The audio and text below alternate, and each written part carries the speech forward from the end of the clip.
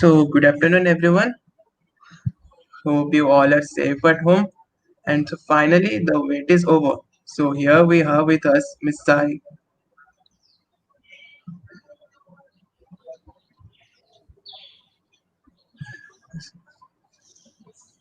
Gourrah, Miss Sai Gourrah, who will be addressing us on the topic of Fifth Industrial Revolution. Miss Sai is the current president of South Africa Institute of Electrical Engineer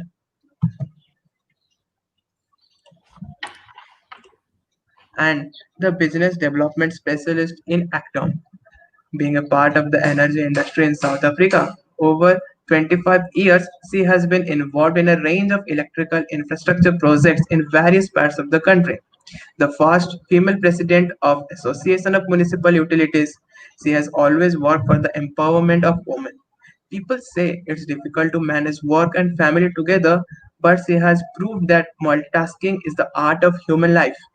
So, without waiting much, let's listen from her. Over to you, ma'am. Thank you very much, and thank you very much for this opportunity to present to all of you. So my name is Sai, and I actually studied in India as well, in Karnataka. So I completed my engineering there, and then I came back to South Africa where my parents were working to continue with my working. So it's indeed a pleasure to be talking to engineering students back in India, and I hope you all enjoy this presentation. So my presentation to you guys, to the short circuit team, is the fifth industrial revolution. And just in terms of content, I'm just going to cover why am I talking about the fifth industrial revolution?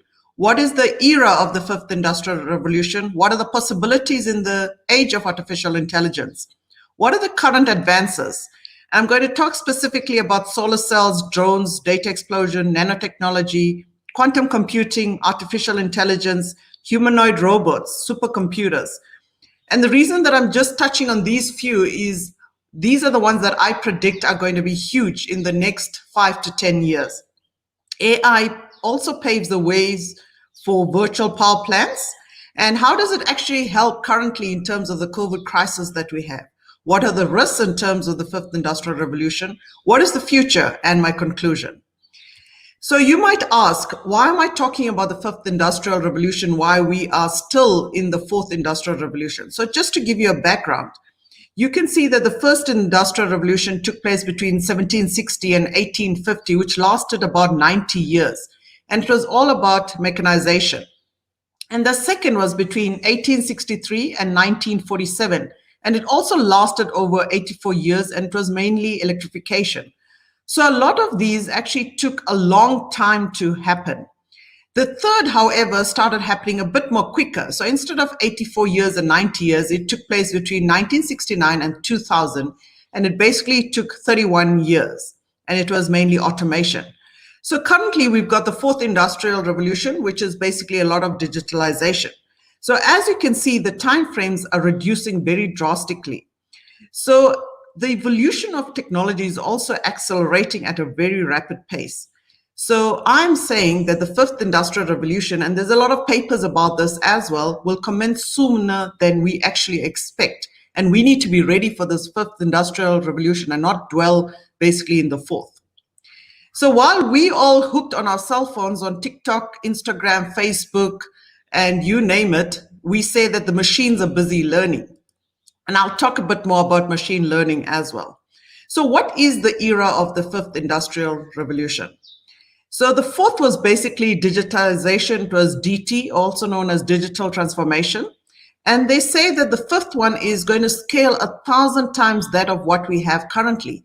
So as you know, currently we've actually got quite a rapid change in terms of technology and the way we work, etc. And it's also the convergence of technology and humans. And I'll expand a bit more on this later on.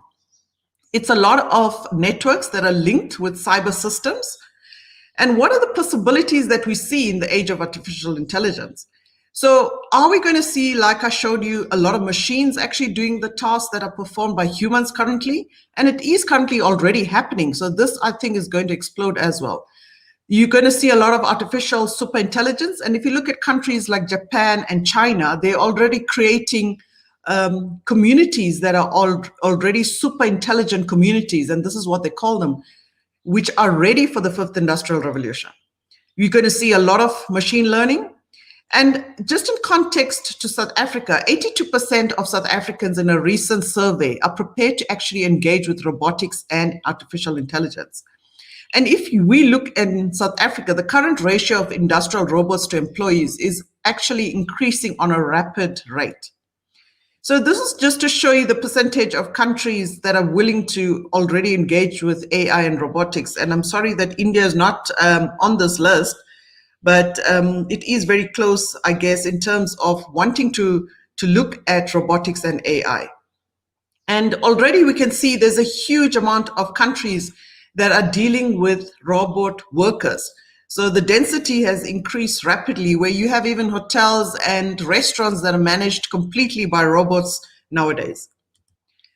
So what are the current advances? And in terms of this, I'm just touching on a few of them. There's a lot of them. So, and why are we talking about certain of them? So as I said, there's the Internet of Things, which has already created super intelligent societies that are already learning coding at the age of 3. You've got wearable internet nowadays. Everyone's got one of those super exciting watches that even tells you your ECG on your wrist, your blood pressure, your heart rate, and when you should walk, how many steps you've taken, and the list goes on. Your telephone calls, your messages, everything can be now done on your arm, basically. You're looking at 3D printing and manufacturing, and this is huge worldwide. You're looking at smart systems, in particular with the electrical networks as well. And I've got a specific example for the electrical students, so I hope you enjoy that one towards the virtual power plants. You can now fit your clothes digitally. So a lot of times everyone orders from Amazon or most of these Chinese websites, the clothes actually come and they're too small. So now you can actually fit them on digitally to see how they look on you before you even order them. You've got a memory mirror in some of the shops. So you go there and it actually remembers what you've ordered previously, and it'll tell you that you've already got this in your wardrobe. You don't need to order this, or you have worn this and this is something different color that you need to look at. And now we've also got the explosion of glass fiber cables, which transport a great deal of data. But specifically, I just want to touch on solar cells and a few other advances. So firstly, solar cell, this is what it looks like. And it is coated with a material phosphorus, and it allows to be absorb ultra radiation and convert it to visible light. So the visible light is led through, while the ultraviolet and infrared rays are redirected to a small solar panel on the side. So if you look here on the side, that's where the solar panels are. And what has happened is this technology is used in a lot of high-rise buildings. So this is also what the future buildings are going to look like. You won't have electricity requirements anymore. You will just have solar buildings that actually already power the building inside. Then I'm going to talk on 3 applications of drones. So the first one that you're seeing here in the picture is a zip line. So a zip line is basically a company that was established by a US company that does a drone delivery system in Rwanda and Tanzania. And what it does, it supplies critical life-saving products such as blood and vaccines, which you can see in these parachutes. And so what happens is once it's sent off, it opens up and it's delivered as a parachute to the required position. And the reason for this is there's a lot of rural areas, especially in Africa, where you cannot access with normal roads. The infrastructure is very poor. So this is one methodology of trying to get critical life-saving equipment out there. So it basically consists of an autonomous navigation system, and it's connected to a global positioning system, the GPS. And the GPS is placed inside the battery unit of the drone so that it is continuously connected and it doesn't delay any takeoff. So as soon as they receive a scheduled delivery, within a few minutes, the takeoff actually happens. And it is launched using a rail and a pulley and an electric motor. And it takes approximately 0.3 seconds to get to 100 kilometers an hour. Another drone application is the solar plane. And this is a plane that is flying at very high altitudes, specifically in the stratosphere, and it is used mainly for surveillance and intelligence. And there's a lot of controversy around drones being used under weaponry, and you might see a couple of videos on this, and we don't know how true these videos are. But there's high possibilities of using drones to do surveillance, and you see a lot of movies currently in terms of using drones to actually target specific areas, specific people, specific vehicles. But it is a possibility that we cannot exclude, and I think a lot of defense divisions in countries are actually looking at this. So what is data explosion? And why is it happening so fast? So the main reason for data explosion is big data and Internet of Things, which now has devices or sensors that are detecting a lot of information that is needing to be captured. You have a lot of AI and machine learning that needs to consume a lot of data. You've got blockchain that a lot of banks currently are using, virtual realities, cloud-based computing. And that has actually given birth to the zettabyte era. So it's no longer kilobytes, it's no longer megabytes, it's no longer gigabytes, it's no longer terabytes, it's now zettabyte era. So just the IoT devices alone, that is not including machine learning and AI, will create an estimated amount of 90 zettabytes of data by 2025.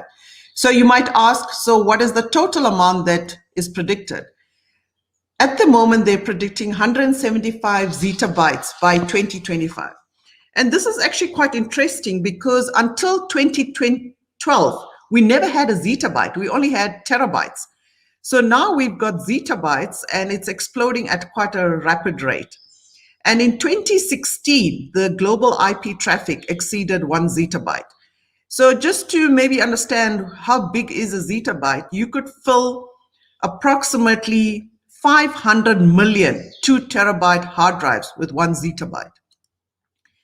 And just in the US alone for the next 2 years, they're looking at investments of $260 billion. So this shows you that this is an area that especially engineering students would maybe want to specialize in. So I'm giving you guys also ideas in terms of where would you like to specialize in? And a lot of times we don't look at these areas, and yet if you look at what the countries are actually spending on these investments, you need to kind of wake up and say, hang on, is there something that we don't know that's actually happening out there that we need to look into? So just in terms of global data creation, you can see that by 2025, like I said, it's 175 zettabytes. But look at this, by 2030, you're looking at 612 zettabytes. And by 2035, you're looking at much more than that. So this is definitely an area I think that we as younger engineers need to look into. And then the other area that I want to touch on is nanotechnology. So what is nanotechnology? It's basically the science of manipulation of materials, and it's the production and application of structures. And that's just to give you an example. But to illustrate the size of a nanometer, if you can consider the size of a COVID-19 virus, and the size of a COVID-19 virus is about 80 nanometers. So that means you can fit in 750 COVID-19 virus molecules are along the cross section of one human hair. So that's how small it is. And this technology has a major market share, with top applications being that of electronics, the energy sector, and biomedical field. So it falls directly into what you guys are currently studying. And this is something that I think is going to be huge in the future as well. So it basically consists of, for example, gold and silver nanoparticles that are used to pigment or color pigment stained glasses and ceramics. They're used for imaging techniques. And the global spend is about 6.25 billion. So it should make you sit up and take note and say, hang on, what is going on here? This is an area that we need to focus in. So the US allocated 3.7 billion between 2005 and 2008. And in 2003, the Japanese spent $800 million. So you might ask me, why are all these figures quite outdated? Why don't you have 2020 figures or 2019 figures? All of a sudden, nanotechnology has taken top priority and is very secretive. A lot of governments have now hidden all the experiments that they're doing around nanotechnology. No one's even disclosing how much each government is actually spending on nanotechnology. My apologies, a vehicle passing by. So it is something that has become very top secretive. So this is something I think even India needs to specialize in. And we need to, as a government, also start putting aside funding to look into nanotechnologies. And what are the applications? You get polymers, chemical processes, computer chips, DVD drives, enhanced data storage, nano-engineered membranes. And these nano-engineered membranes are used for energy-efficient water purification and desalination processes. And then you have self-cleaning windows, which use a 50 nanometer thick-coated activated titanium oxide engineered to be highly water repellent. So what happens is when the rainfall falls on the surface, it just runs off and washes away the dirt. They're also used in some sunscreens, which reflect and absorb ultraviolet rays. And these are the main molecules that are actually used in a lot of the nanotechnologies. So what is quantum computing all about? And I'm just going to give you a quick history. So in the early 60s, Stephen Weisner actually discovered conjugate coding.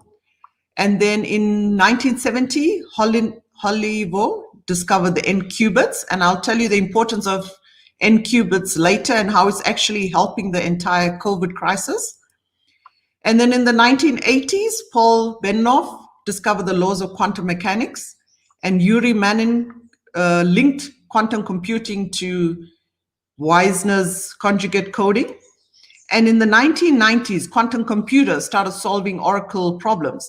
But you'll see in the 1990s, and I'm going to show you under the supercomputers, we had like 2 or 3 qubits. I mean, now we're looking at 19 qubits in terms of the supercomputers that IBM uses. And they started using supercomputers to look at computational problems and quantum databases. And the first discovery was the nuclear magnetic resonance computer, which only used 2 or 3 qubits, which was very small compared to what we have now. So only in the 2000s, which is very recent, we started coming up with the no cloning and no deleting theorems. And you guys can go and Google these and have a look at them. They discovered the single photon emitter for optifibers, and you know optifibers currently is one of the largest used fiber in the world. They created a quantum computer with 6 photon one-way quantum computer was created, and they created the nitrogen and buckyball molecule, which is also used in quantum computing. So you can see a lot of these discoveries actually led to quantum computing. The D-Wave systems, this was also used in the IBM computer. And IBM was the first people to actually build a 17-qubit quantum computer. But last year, IBM actually went ahead and built a 53-qubit quantum computer. And this has helped quite a bit in terms of the COVID crisis, and I'll touch on that a little later. So how has artificial intelligence affected everything? So if you look at Tesla cars currently, all the Tesla cars are being built with hardware for self-driving, which includes 8 vision cameras, 12 ultrasonic sensors, radars, and you can use it to have a full self-drive computer. Data and computing already have a major impact on disciplines like humanities, machine learning, and artificial intelligence. And MIT, the university in the US, has already announced a $1 billion plan to create a new college just for artificial intelligence. And students and researchers are going to be taught AI in their disciplines from first principles. So I don't know in India, but in South Africa, and I'm sure in India as well, a lot of the first degrees are not robotics and artificial intelligence. You have to specialize in these degrees after you've done your engineering degree. But if you look at America, China, Australia, immediately after you finish your schooling, you are able to go straight away into coding and artificial intelligence and robotics as your first degree. So this is what MIT has created basically in terms of their new university as well. You might have heard of Uber Elevate aerial ride. So this is in the US as well. And Elon Musk is basically heading up this project. He's already been given the go-ahead to do his pilot project. And the UK have already invested close to 455 billion pounds just in manufacturing. This is not just in artificial intelligence, just in manufacturing. So it's linked to robotics specifically. So just to give you an example, you guys can go and Google this. I didn't want to take a chance with playing videos. So the Ford Domino basically has now established a self-drive delivery vehicle that comes and delivers your pizza for you. And then humanoid robotics or robots. So you might have heard about Sophia. She's got Saudi citizenship, and I'll show you a picture where she's actually having an interview with a human being, and it's quite interesting. You should actually have a Google on this. It's quite funny to watch. You have different avatars now, Neon. So the SAIEE, which is the South African Institute of Electrical Engineers in South Africa, is currently looking at hosting our next conference using avatars. So each one of us will be an avatar that walks into a room. We're able to go and sit at a table. We're able to go into exhibition area and select who we want to talk to. And you can actually see the two avatars talking to each other, walking through the exhibition area. So this is actually advanced quite a bit. And I think India has got a huge role in terms of the avatar development. So if you Google quite a bit on avatars, you'll see there's a lot of Indian development in terms of the avatars that are currently developed, specifically Neon. And then you've got humanoids such as Atlas, and the list goes on. Ocean One, Neo, Pitman, Pepper. And sorry, if I can just go back, some of these are also used in oceans to go below certain depths where humans cannot go below, to actually look at old wrecks and stuff in terms of ships and see what's also underground, not underground, sorry, under the ocean. So there's a lot of purposes and applications for these humanoids. So this was an interview actually in Dubai with humanoid Sophia, and it's quite interesting what all she can say and how she accepts the citizenship there in Saudi. So you can Google this and have a look at it as well. So this is the avatar Neon that I spoke about. And just to give you another example that I'm going to talk about is a bionic cobot, which is used in manufacturing. So it is basically an artificial arm, and what it has is 7 degrees of freedom, and it allows customers to customize what they require. It is currently being used as a replacement for human arm. So even in factories, you know, where there's sensitive areas that you need to enter in terms of manufacturing a car, for example, a lot of these arms are being used. You have vegbots. So we have a lot of lettuce in South Africa, and it's a very delicate product or vegetable that you pluck and put in salad. So once you touch it, it kind of fades if you don't pluck it properly. So to create a robot to pluck these very sensitive heads was quite a special project. So they have actually managed to create a robot that can actually pick these heads without damaging them, which was quite advanced in terms of technology. So you will see that they're used in various areas to pick up vegetables, which are very delicate and sensitive. They have actually now specialized in these. And you will see they even pick up apples using this without damaging the apples. So we have advanced quite a bit in terms of agricultural areas as well. And then in terms of Mercedes-Benz, they have now created a hologram exterior. So this is just a concept car for now. And it uses a photographic technique that records how light is scattered from an object, thus giving an option to customize the exterior. You can customize the interior, specific functions of the car, and you can decide what colors you want in it and what the shape needs to look like.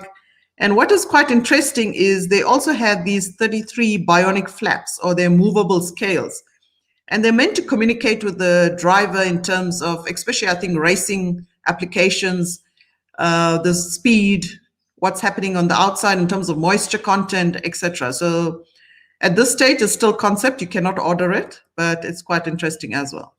So then coming to supercomputers. Supercomputers are used specifically for scientific and engineering applications. They deal with a large amount of data and great amount of computation. And with the COVID-19 crisis, when it first happened in March, when we had all the shutdowns, speed was of major essence to try and find a vaccine. And this is where the supercomputers were used. So they were able to assist in terms of, and I'll get into detail how they actually assisted.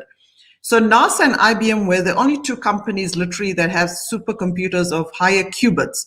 And they lend a hand in terms of trying to find compounds that could actually combine themselves or bind themselves to the S spike in the COVID virus to come up with a vaccine.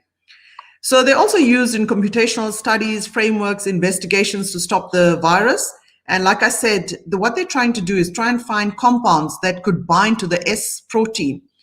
So what happens is then it renders the protein ineffective and thus stops all the spreading of the virus, basically. So Summit was a supercomputer of IBM. It's actually found currently 77 possible treatments for COVID-19, and they're trying to prioritize that to see which ones would actually work. So what else is supercomputers used for? They're used to detect patterns in cellular systems that precede Alzheimer's. They also analyze genes that contribute to opioid addiction. They predict extreme weather and climate simulations. And what do supercomputers actually use as a measure of the processing speed? It's called petaflops, and it's in a measure of quadrillions, so 10 to the power of 15. So the supercomputers are looking at about 220 to 330 petaflops, or they're also known as floating point operations per second of speed.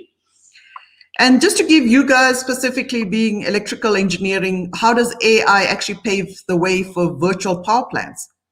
So specifically, the countries that are actually looking at virtual power plants is Dubai, Australia, and South Africa. So what is a virtual power plant? So what they do is they operate individual units, but they require special algorithms, basically, and they use artificial intelligence to enable the integration of the various types of energy into a smart grid. So where do you buy from? When do you buy? What time do you buy? When is the cheapest to buy? How do you have a generating unit down? How are you able to bring two other units in to replace this particular unit? So you connect everything to a smart grid and you're able to basically have a virtual power plant. You digitize the energy sector through the virtual power plants. So this is what it looks like more or less. So you would have the trading connections here. You have all the external information coming in. You have your consumers here. You also have your emergency power systems. And in South Africa in particular, now we're looking at this area. We're procuring 2,000 megawatts in terms of emergency power systems. You have bioenergy, so this is all your waste and stuff. You have hydro powers. So these are all decentralized energy productions that you're bringing into a control center where you're controlling the load. You have solar powers, you have wind powers, you have heat production, storage, cooling productions, and you're able to buy and sell through a virtual power plant that uses algorithms and artificial intelligence. So I did say that I'll just touch on how is artificial intelligence actually helping with the COVID-19 virus. So it is identifying, tracking, and forecasting outbreaks, especially in China. They have gone all out in terms of sensors. They are able to detect people that have COVID-19 and where they've visited, who they've visited, who needs to be isolated. And it's quite advanced in terms of what they're able to do there. So AI is also used to diagnose the virus, like I said, and a lot of countries are now using it to process health claims and also to, even in hospitals, deliver medicines to critical patients where previously the doctors did not want to go in. And drones are also used to deliver medical supplies to areas that cannot be reached quickly. So if there's a huge area that suddenly has an outbreak of the COVID virus, you're able to use the drones literally to go and deliver the medical supplies. And like I said, in hospitals, the robots have initially been used to sterilize, deliver the food, and to do other tasks where you don't want exposure to the doctors and the frontline health staff. And it's very busy in terms of developing drugs and vaccines to fight this virus. So in certain countries, it is quite critical that you do download the COVID app and ensure that you do have compliance with infected people. So if you are infected, you're not allowed to travel in a certain radius, you're not allowed to go to the shops. So some countries are quite strict that you have to have this. So if you guys go into your settings on any Android or iPhones, you'll see that this app is actually already installed on your phone. So you have the option to actually enable it, although in some countries you have to enable it. So there's a lot of thermal scanners at gates and stuff where you can see what the temperatures are and try and control. China especially is using facial recognition to actually identify you. And you have chatbots to share information, and it monitors people's movements. So just have a go on Google China. You'll see how much a lot of this is being already implemented. And China alone has 200 million cameras currently installed to monitor people there. So what are the risks? And I mean, this is huge technology. There must be risks associated with it. It is going to affect the global economies. And currently there's a huge shortage in terms of 4IR and 5IR. And I think this is where India can play a huge role, because it is possible that we might have to even import a lot of the engineers from India in terms of these technologies, because I think with India, we're quite advanced in terms of technologies associated with 4IR. Where we might be lacking more is robotics, perhaps, and artificial intelligence as a first discipline and not as a specialized course that we're currently doing. There's a lot of unemployment risks, and especially, for example, in South Africa, you also have a small portion of people that do not want to see robots, because they feel that if you use robots, artificial intelligence and algorithms, you're not going to have many people doing these jobs anymore, and there is going to be a huge amount of lost jobs. You get Android robots. Are you able to control them? Can you put a stop to it if it goes haywire? And there's lots of movies around that too. So the volumes of data and robots are exploding. And is this controlled? Is there policies, there regulation around this? 3D printers. So you can, I've just heard that I think NASA sent a 3D printer to space. You can print any component, so they don't have to be stuck there without a component.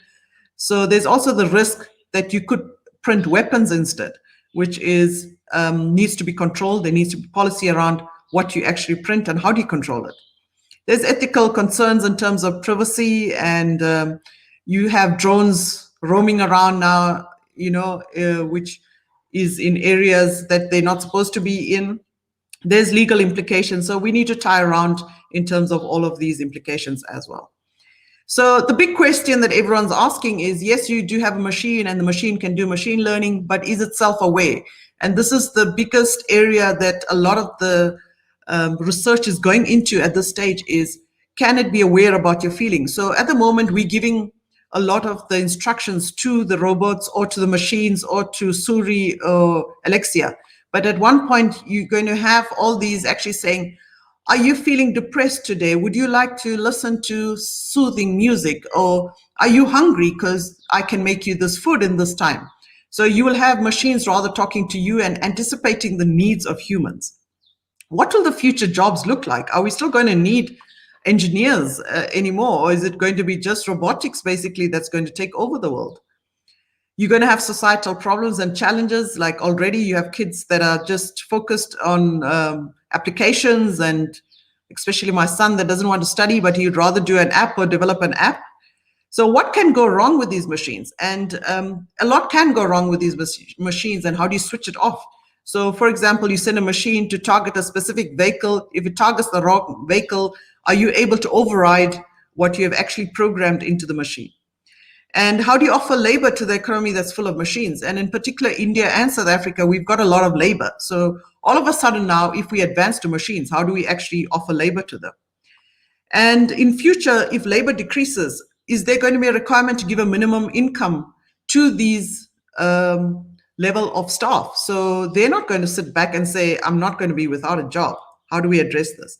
So what does the future hold? And I'm almost getting to my conclusion as well, is that AI is bringing different disciplines together, whether it's researchers from cognitive science, neuroscience, as well as computer science. And that's why even in the biomedical field, there's a lot of advancement in terms of this. So by next year, they're saying the world's going to be full of robots and automation. By 2021, which is also next year, you're going to have AI assistance, which I spoke about. 2022, robot dexterity. And by 2023, you'll have supercomputers in your pockets. You're going to be using Uber aerial low pressure pods and loop travel. When you get to the airport, you've got a choice of how you want to get to the next point. And by 2025, the global robotics market is predicted to reach $500 billion.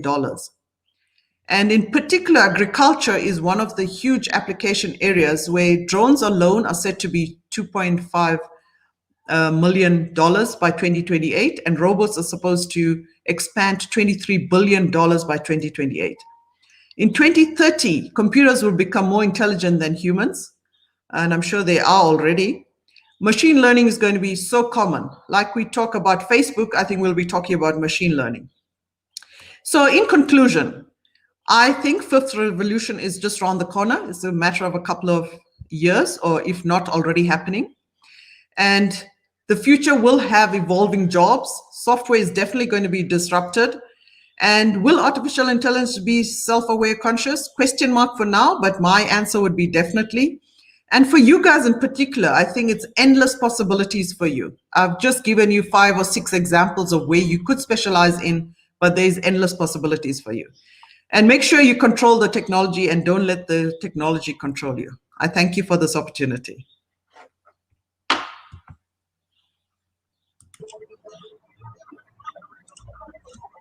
Thank you, ma'am, for your inspiring words. All the advanced technologies that you described are going to change the world. No doubt that's beyond imagination. We are privileged that we got to hear from you. All that you talk like the virtual power plants and other concept are actually mind-blowing things that we're going to experience. Like just in the near future, we have seen in India, like IIT Bombay, the entire convocation of the entire institute were organized using Opters because of this COVID-19 crisis. So, thank you again for giving your valuable time for igniting our minds, and thank you all for coming with us and joining with us in this journey. Thank you.